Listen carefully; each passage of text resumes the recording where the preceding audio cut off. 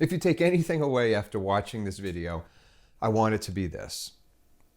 Enjoy your music and appreciate what you have. I know, it sounds easy, right? And if you're anything like me, it's not so easy to just sit back, close your eyes, take a deep breath, and just enjoy the music.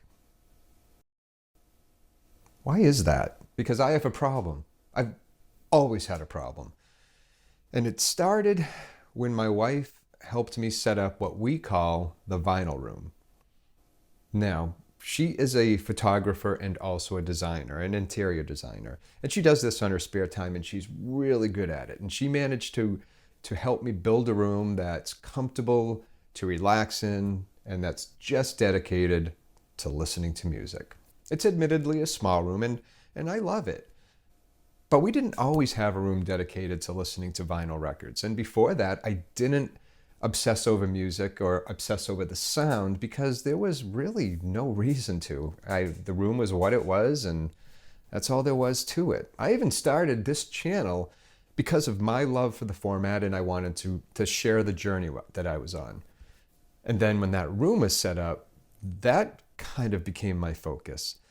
I found myself, like I said, obsessing over sound. So that meant tube amplification, an analog, all tube signal path, and other equipment that prior to this, I never would have imagined myself purchasing. Fortunately for me, my wife somewhat understood this new obsession to an extent, and she supported me throughout the various upgrades that I did. It felt like a never-ending series of tweaks and purchases. While I was chasing the perfect sound, I lost sight of the original reason why I was doing it. I was doing it for the music, and I was also doing it for my love of the format of vinyl records. And the truth is, there is no perfect sound.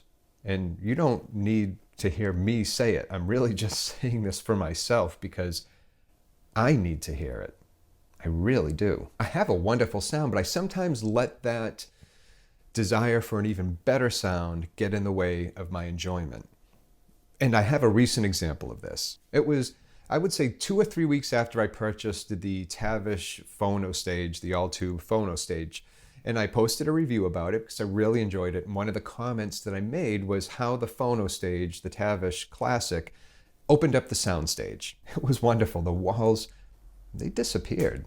Then, having experienced that, it got me to thinking, the soundstage sounds great. It's bigger than it used to be. Can I make it bigger? Shortly after buying the Tavish, I also picked up a pair of KLH Model 5 speakers, which I really like. And one of the features of the Model 5s is the attenuator at the back. And the back, or that attenuator, allows you to set it to your room size, basically. So if you have a room that maybe is a little bit reflective, you can set it to low, and then there's a medium and a high setting. I always had it set to low. I thought I would try medium for a change. Not only did I move my speakers to maybe do something with the soundstage, I also changed the attenuator at the back of the Model 5s. So what do you think happened? So that night, and this was, like I said, a few months ago, I sat down to listen to Deep Purple's Who Do We Think We Are? And as I was listening, I started thinking, there's something off. I lost that soundstage that I had. If there was any soundstage at all, Ian Gillan was somewhat off to the right. I lost that center, invisible center speaker that I had in the previous setup. So was it my equipment? Had something gone wrong? Had something happened to reduce the signal to the left channel? I couldn't tell what it was. Frankly, it stressed me out. So I tried another record, and the same thing happened. So what was the problem?